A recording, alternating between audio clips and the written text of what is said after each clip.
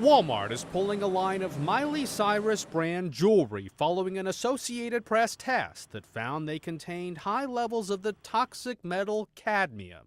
The concern with many of these items is that they're very inexpensive. Some of them are going to appeal to children. The retail giant had initially decided to keep the items on the shelf, even though it knew of the dangerous material. But now it says it will remove all of the jewelry from sale while it investigates. The AP purchased 61 samples of Cyrus's jewelry, as well as those of another brand, at locations across the country, and then had them tested in a lab. The result?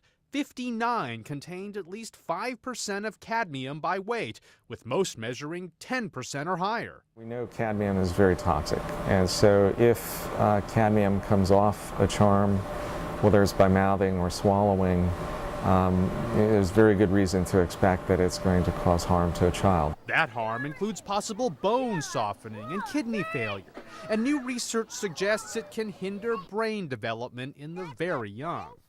Labels on the Miley Cyrus items and a line of bracelet charms say they are not for kids 14 and under, but some say they don't go far enough.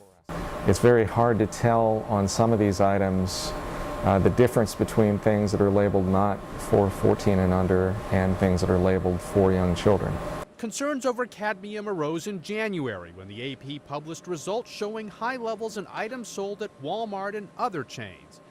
Beyond pulling the items from the shelf, the world's largest retailer also has announced it has already told suppliers they need to prove with a lab test that children's products have negligible levels of cadmium.